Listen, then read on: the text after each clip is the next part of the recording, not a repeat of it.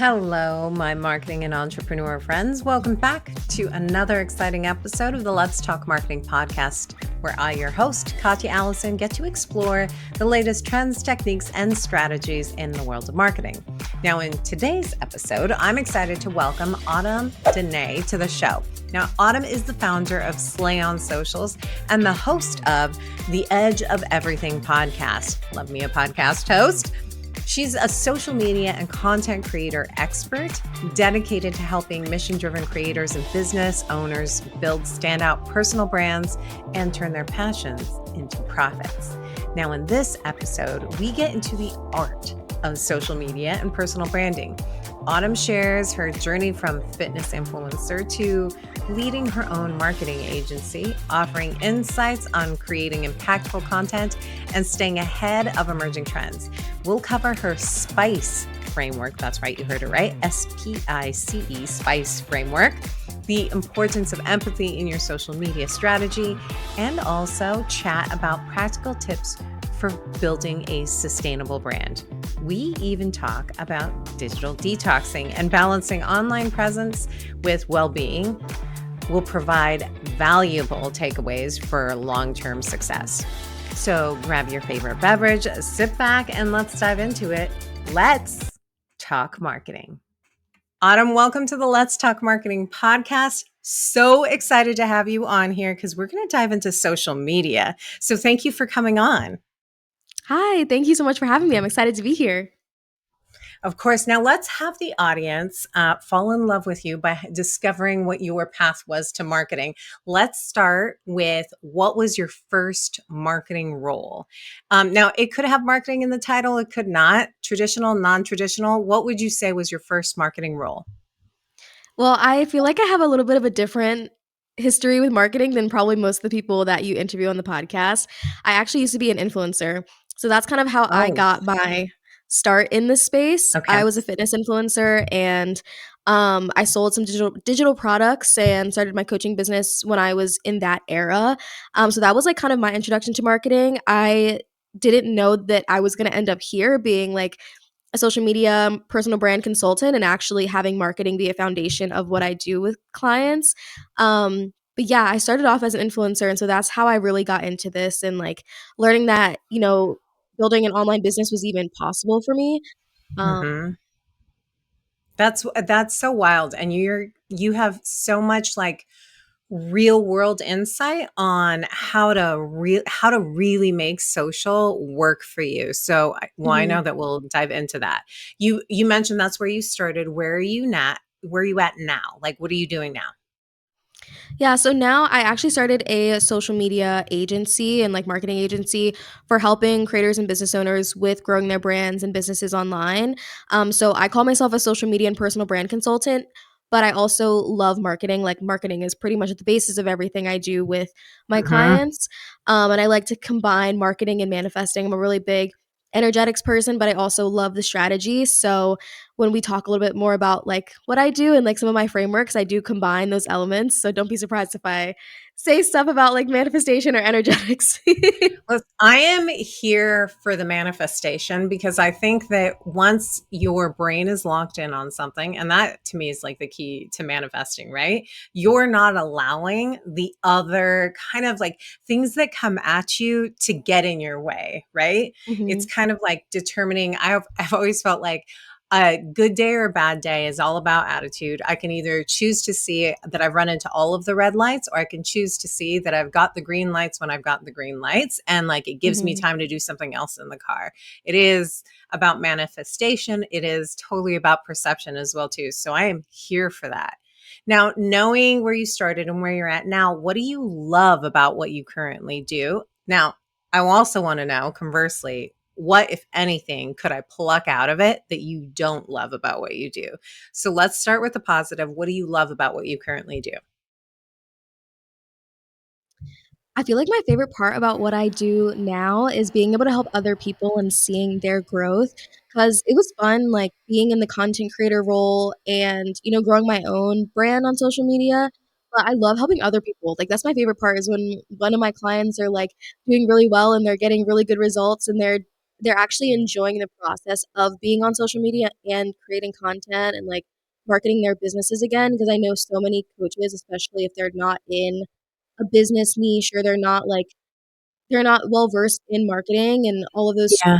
strategies, like seeing them actually get it and it start to click and then they actually start to see the results that they want. Like that feels really good for me to be able to help other people with that. And like it's just the best feeling like I'm like helping them help more people. It feels like a ripple effect that I get to be a part of, Yeah. and helping, you know, make a bigger impact on the world. There is nothing like seeing someone get really excited about the results, and then that feeling that you get as well from that, like, "It worked." No, I'm just kidding. Yeah. We always assume that it's going to work. Yeah. Now, what, if anything, could I pluck out so that it would be the perfect job? The editing piece, I Mm, feel like I don't do editing for my clients. I'm actually about to hire a social media manager to do that kind of stuff. Um, but for myself, when I'm like creating content and I have to edit everything, like that's the most tedious part for me. If I could like cut that out, my life would be so much easier, especially like my podcast, because I also have a podcast and yeah. it's my least favorite part. The editing is a grind. What do you use for editing? Are you CapCut, One Shot? Do you do iMovie? What tool do you use or do you think is best for editing? I personally use iMovie for my podcast, but for social Mhm. media content, I use CapCut. I think CapCut's the most seamless, simple editing tool. I've used a couple of other ones.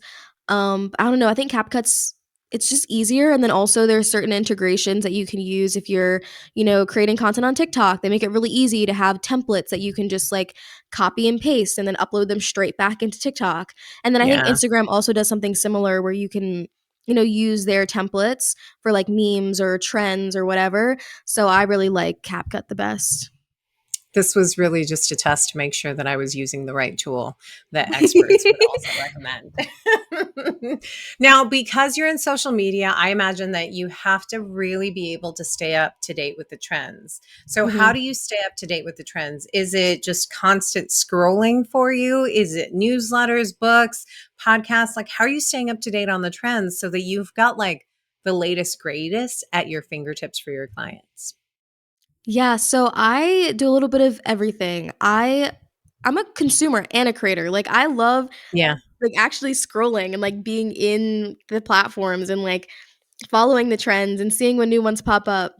So a lot of it is just kind of like scrolling and discovering them as I'm like actively using the apps. But I do follow some other creators and, business owners in the space who might, find them before I do. So I'll like keep a lookout for that.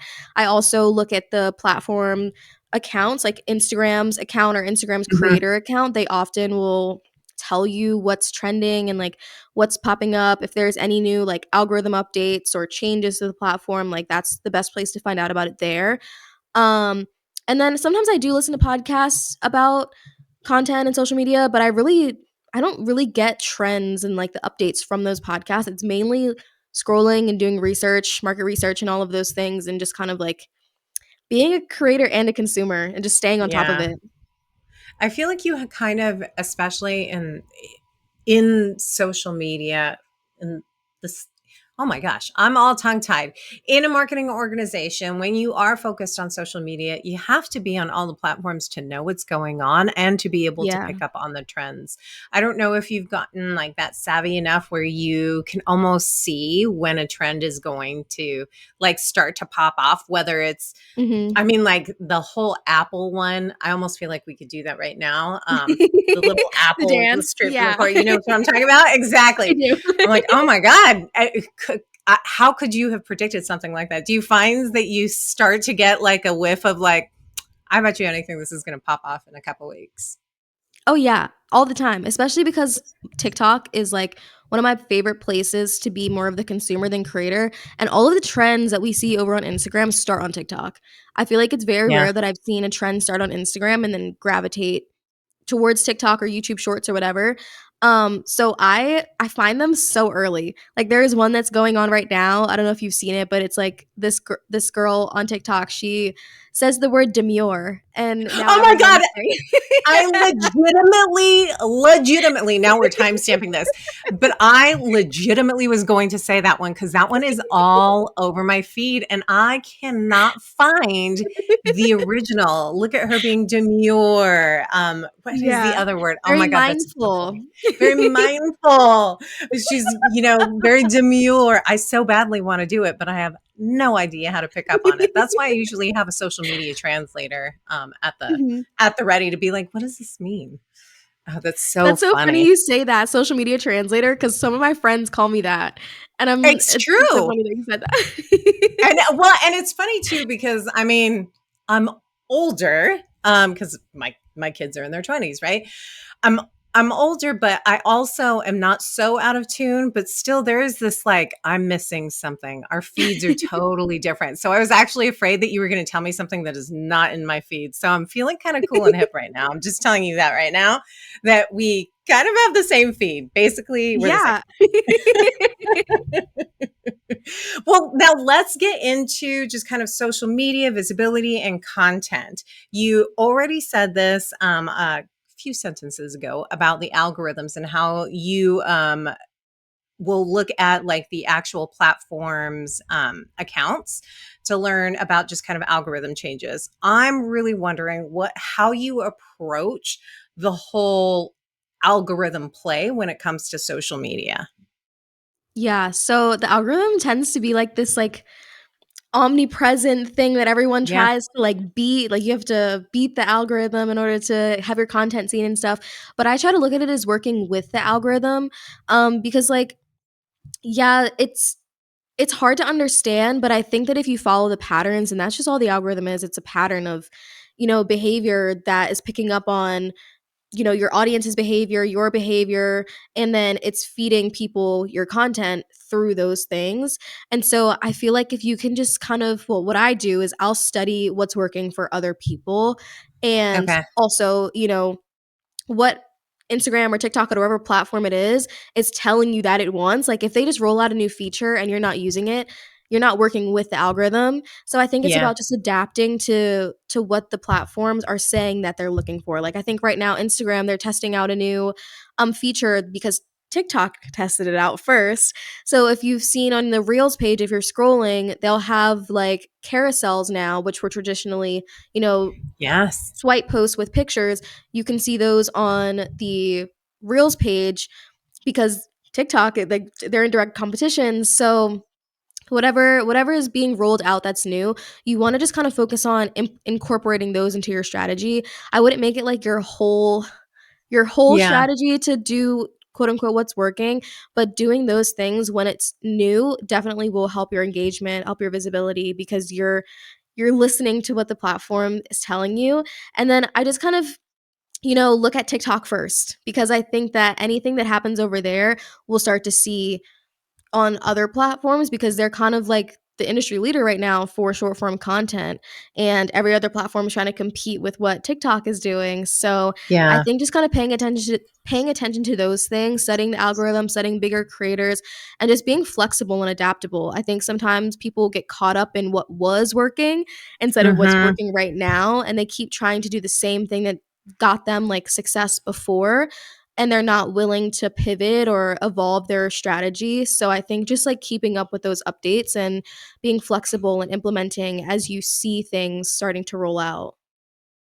Yeah, I think that in general, if you want to make an impact on your social media channels, you do have to be strategic, which I love the fact that you're Mhm. saying that you're researching and then also adopting whatever changes they are having in that platform. It seems so obvious, right? Like do what they want, Yeah. what they are rolling out to feed into that. But I am also just kind of curious because you said researching or taking a look at other creators. What exactly are you looking for? Are you looking for how they're structuring their content? Mhm. Um, is it dance moves? Is it overall concept? Is it views? Is it likes? Is it shares? Like, what are you looking at? Yeah, so I try to look at a few different elements. The first thing that I look at is their hooks and like what is Mm, actually being said to make someone want to stop scrolling, and like not just what they're saying but how they're saying it, which is such a big part of marketing. Is like that communication mhm. aspect. Yep. And I think that's what makes the biggest difference for what quote unquote performs well and what doesn't. Yeah. Because it's how you're saying something, and then I also try to look at, do they have a trending sound attached to their post? Are they using hashtags? Like what keywords are they using? How long or short was their piece of content? Is it a face to camera content, or is it b-roll with just like a few seconds and a sound? Are they doing a trend? Like I try to piece together like what made this piece of content successful based on the elements that I would try and use to make a piece of content perform well.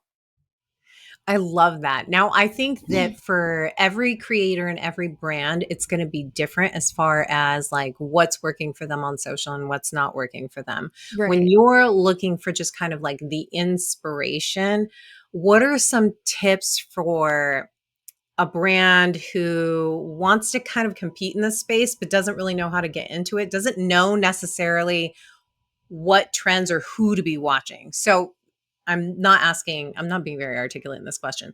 Let me give you an example of what I'm talking about. Okay. So let's say that I am a toothpaste brand and I want to get on TikTok, but I don't even know where to like find my audience and what are other toothpaste brands doing that could be clever. Like, because I want to understand my competition. So, where do I even get started on knowing what kind of content I should create as a brand?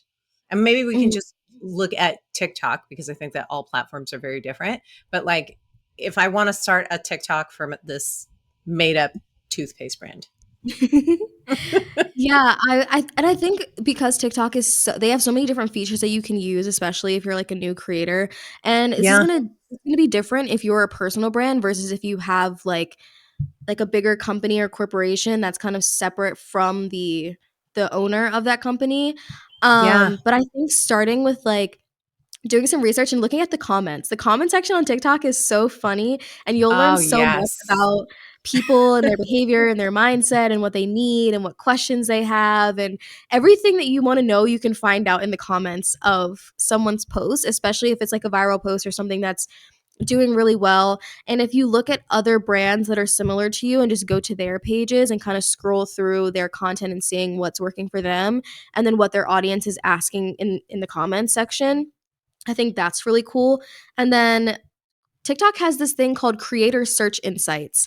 And so it's kind of like what's the search engine? Always forget it what it's called. Answer the Public, or there's like another website that you can For the use. questions, to Yeah. get like an aggregated list of all of the questions on a particular topic? Yeah. So it's kind of like that TikTok does, and you can like go into the creator search insights and see what people are actually searching for and like what keywords they're using. And that's a Interesting. really helpful tool that, obviously Instagram doesn't have that yet. I'm sure they'll try and find a way to They're implement listening. it. Yeah. But I think that's a really cool way to kind of understand what people want and then how you can align what they want with what you're good at providing. I love that. I love that tip. Now, I kind of want to pivot our conversation because you have a framework that I wanted to make sure that we dove into. It's called Spice Framework. I love it because Mhm. I say the word spicy all the time, and I know that's not what it is, but that's what I think of in my heart, my soul. So, tell me about the Spice Framework. What is it? How? When do I use it? Tell me. Yeah, so it's actually I created it because I also like the word spicy, and I when I know was it's just fun. It's just yeah, fun.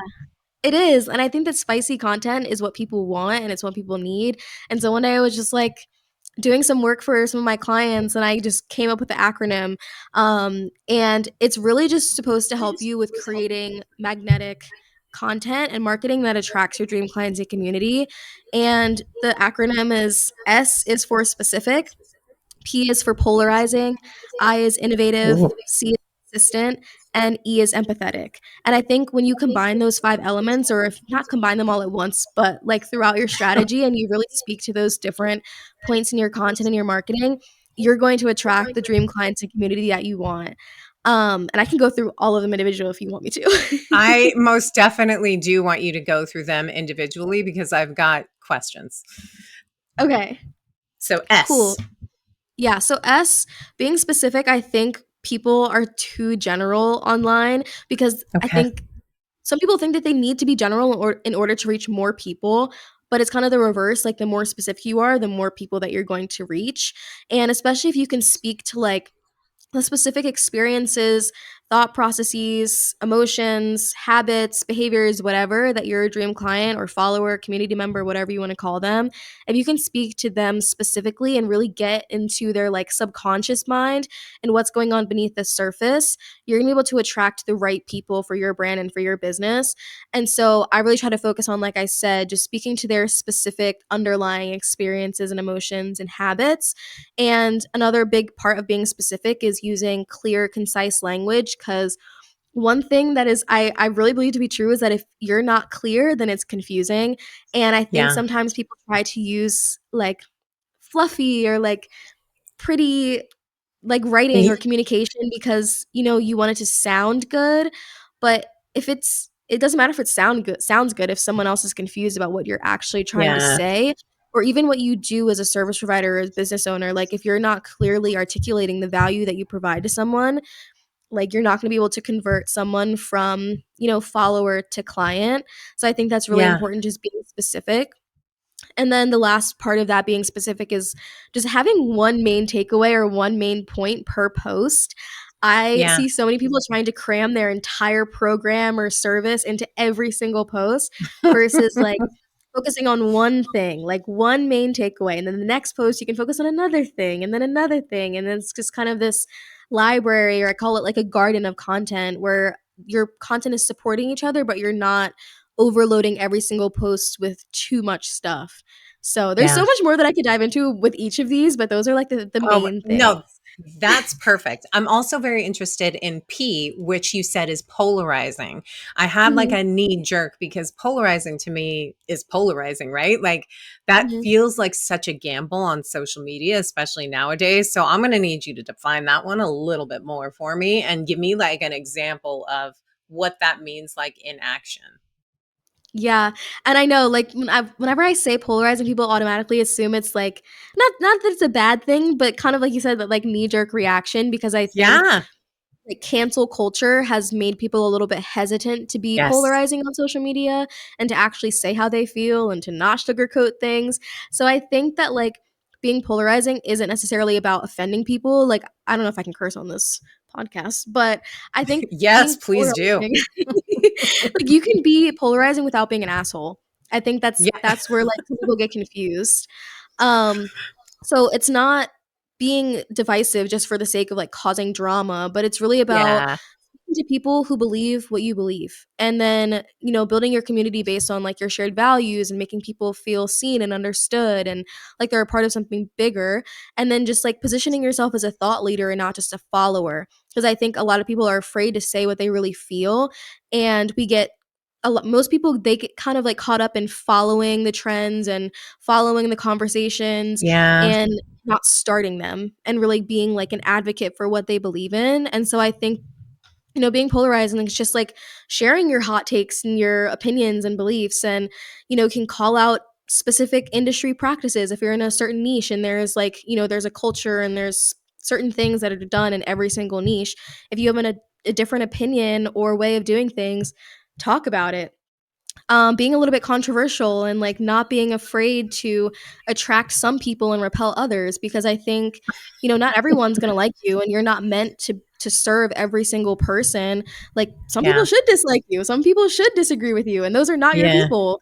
And in order to attract the right ones, you have to be an advocate for what you really believe in and what you really think. So I think that's important, to be a little bit polarizing in your content so that you can attract the right people to your community.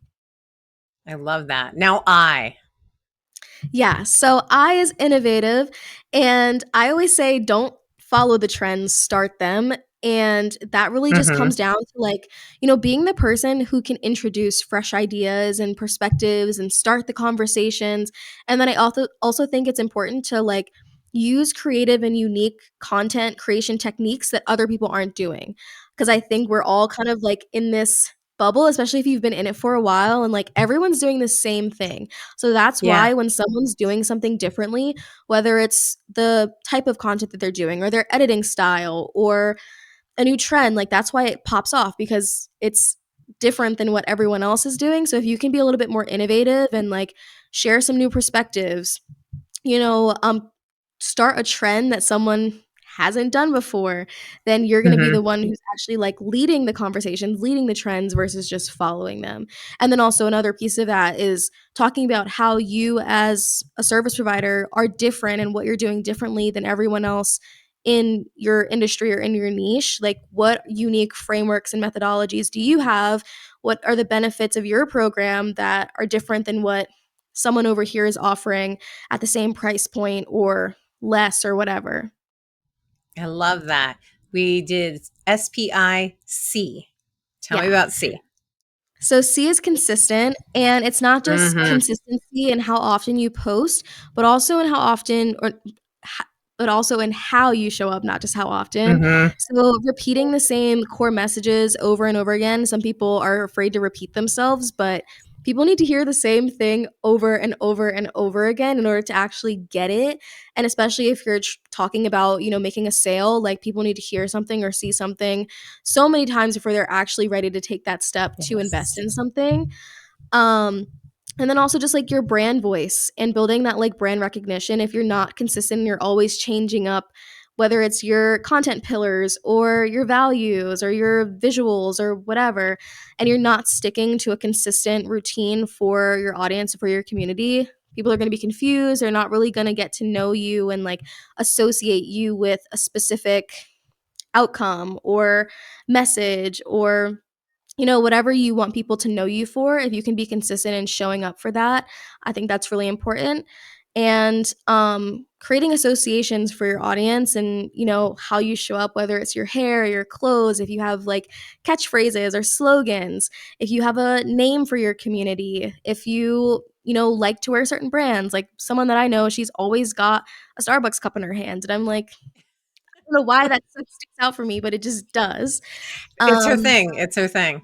yeah, so if you can, like, create that, I think that's what really builds a strong, like, brand presence, and then also for, your marketing, that's what really helps people to identify you when they're scrolling on their For You page or their Reels tab. I love this one before we dive to the last one, which is E. And the reason that I love the consistency and the way that you've articulated it is that it's not frequency, it's consistency. And those two are Mhm. very different things. And you're right, like Yeah, the consistency of the frequency that you're posting, but that meat of it, the content that you're creating, like make sure it's original and authentic and you're not trying to be something that you're not is also, in right. my opinion, part of that consistency. Like it becomes a lot harder when you're trying to be somebody else on social media versus yourself, whether you're a creator or you're a brand, you have to be consistent with the message that you're talking about. I do find it amusing that you're like, if you change your values, really, people should not be changing their values like midway. I mean, like, you can add to them, but if you're like, I don't believe in all the good stuff anymore. I didn't want to name any commandments or anything, for fear that I would get canceled because I'm following the P, which is the polarizing. Um, no, so that's like I said, I love consistency. Now bring it home. What's E? So E is empathetic, and I think that Mm. speaking to the person on the other side of the screen and like building a connection on a deeper level is so important. And I think that because people, that quote, like people won't always remember what you say to them, but they'll always remember how you made them feel. I think that goes hand in hand with like good marketing and building a good brand because no one's going to remember every single post that you make. Like people forget what you say in your content as soon as they scroll to the next piece of content, but if you can say something that really like hits them in the feels and like connects with them on an emotional level, Mm. you got them. Like if you can connect on that deeper level, that's how you actually get them hooked and have them continue to come back to you for whether it's just your content or for your programs and offers, whatever you're trying to get people to stay with you for on these social platforms, that emotional connection creates that feeling of wanting to be connected to you. So I just think that really speaking to like the emotional and psychological struggles of your dream client, but then also their desires is such a good Yeah. way of connecting with them. And also just like being vulnerable. Like people buy who you are, not what you do. So I think that Mhm. if you can share your experiences, your challenges, your success, whatever it is that you've gone through in relation to what you want to help them overcome or achieve, that will also help create that connection with them. Ugh, I'm I thought I was obsessed with consistency. I'm obsessed with the empathy part because that is also the hook from a storytelling perspective, right?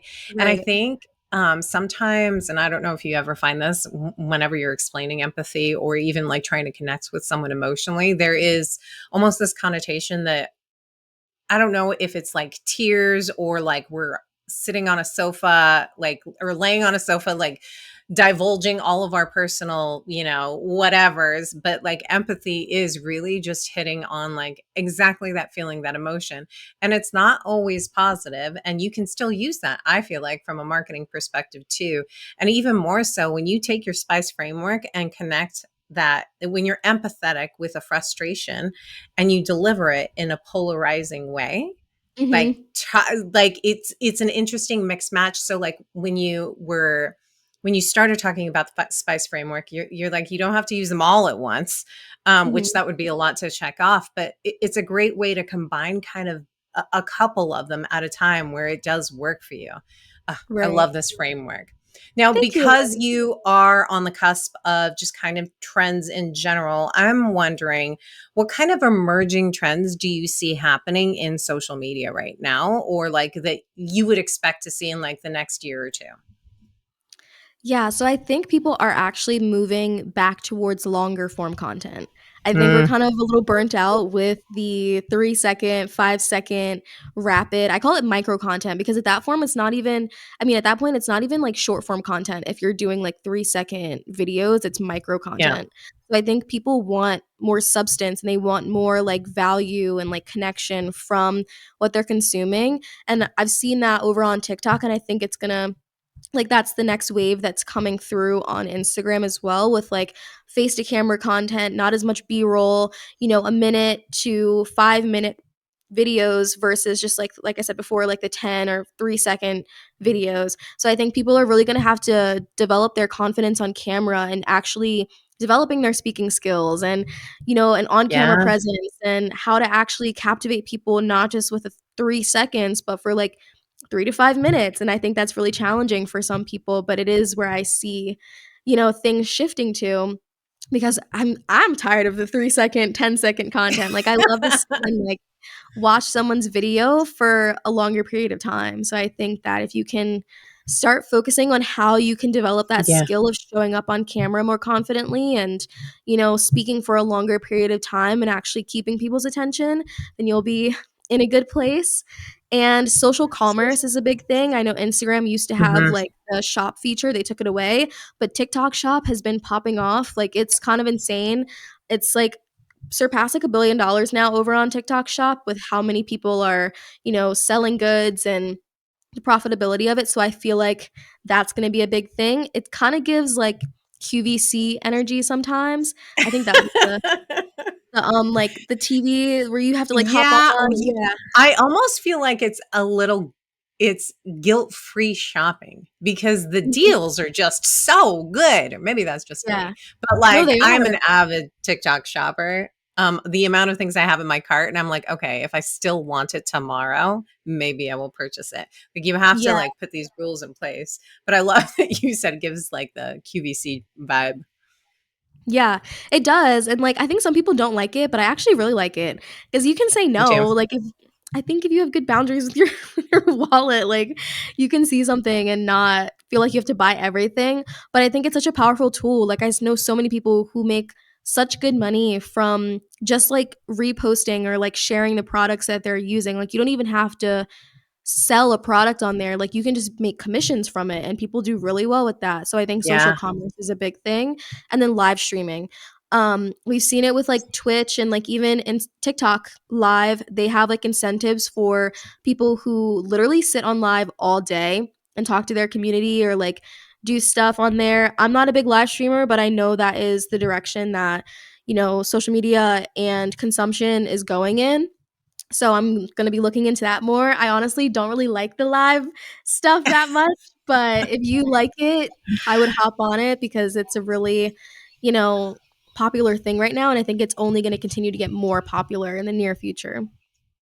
I love these predictions or these emerging trends that you're seeing as well.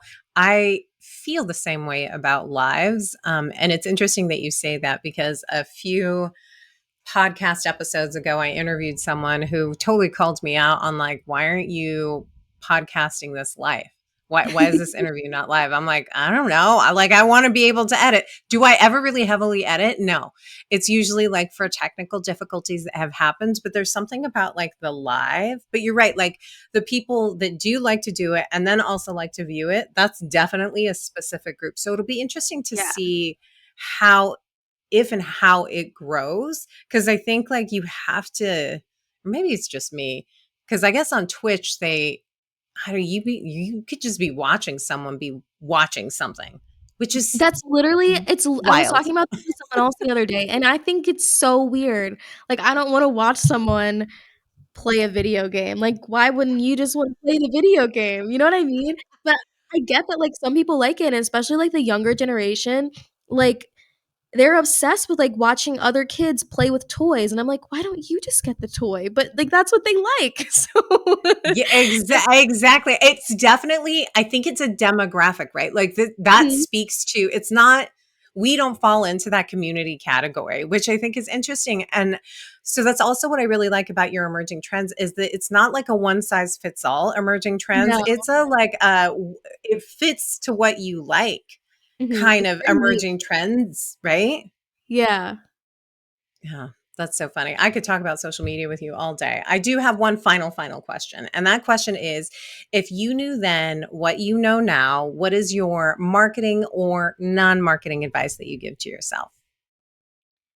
It's kind of marketing related, but also, like, just in general, like, life, business. Sustainability over speed, because the first time that I Mm, grew my following and I grew my business, I grew it very fast, and it was not sustainable.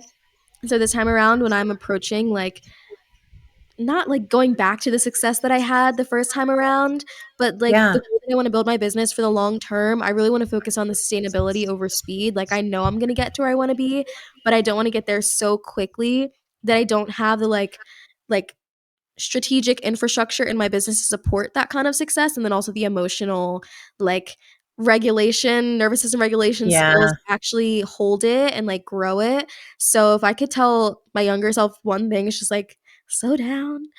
Slowly is the fastest way to get to where you wanna be. You're gonna get there. Focus on, like, the play the long game, not just, like, Yeah. the quickest path to getting there." Sustainability. I needed to hear that as well too, right? Like I think it's a lesson that you constantly have to learn time over time. Mhm. It's easy to get really excited about something, but you burn out really quickly. I do also love that you mentioned like the emotional side of it for yourself or just in general because and I don't know if you feel this way, but I would think that you especially because you're in the social media space that you kind of have to give yourself that mental break so that you're not impacted too much by all of the things that are happening. I don't know if you ever go into like this, I need a social media break just for a hot Yeah. second. Yeah, I feel that all the time, and, like, this weekend, I just completely, like, logged off for a little bit. I think it's good to do that and have that balance because it's not Yeah. good to be chronically online. Like, not Yeah. only are you, like, missing out on so many things that are right here in the present moment, but I think it's not natural for us to consume so much information from all over the world all the time. Like, this is such a new era for humans in general to be in. I study psychology in school, and it's literally changing our brains Yeah. and the way that we think and process, and I think it can be very overwhelming, and so if you can give yourself, like, even 1 day a week, like, a digital detox is so good for you. I love this. We could probably have a whole other podcast on a digital detox, but Yeah. I can't thank you enough for coming on here, sharing your wisdom, your framework, and dropping these knowledge bombs. Thank you so much. Of course, thanks for having me. I hope you had just as much fun listening to it as we had recording it. Here are my key takeaways from this episode with Autumn. Number one, influencer turned marketer, why it makes sense. Now, the reason that I asked the question of where my guests start in their marketing journey is because it's not usually a straight line. Certainly wasn't for me, and for most people, it's not. Now, Autumn shared her journey from being a fitness influencer to a marketing consultant. And this episode shows that experiences in any field can provide valuable lessons that contribute to future successes, really emphasizing kind of how foundational skills and knowledge can be transferred across different roles. Now, from my perspective, the lessons learned as an influencer are a prime example of how initial experiences can shape and enhance your career. Whether you're transitioning from influencing to marketing or from any other field to a new role, the key is to really leverage the skills and insights that you've gained along the way. Now, this isn't just relevant for marketers, but it also applies to anyone looking to advance in their careers. By taking the valuable lessons from each experience and applying them to new challenges, you are setting yourself up for continued success and growth in any profession. Key takeaway number two. Now, we talked a lot about this in the episode, so you had to know it was going to be a key takeaway. It is the SPACE framework. Now, this approach focuses on the 5 elements being specific, polarizing, innovative, consistent, and empathetic. Now, these elements can help tailor your content strategy to attract and engage your ideal audience. By being specific, you address your audience exact needs. Oh, a little tongue tied there. By being polarizing, content makes your voice distinct, while innovation ensures your ideas are fresh. Consistency builds trust over time, and empathy helps form deeper connections. It doesn't mean that you have to use all of these elements at once. My God, that would be exhausting. But weaving them into your content strategy can greatly enhance its impact. Applying these principles thoughtfully can lead to more effective content and a stronger audience engagement, whether you're launching a new campaign or refining an existing one. Focusing on specific elements like innovation, for example, which is not just keeping up with the trends, it's about setting them. Brands that lead with fresh ideas often become trendsetters themselves. Now, key takeaway number 3. What I focused on was polarizing.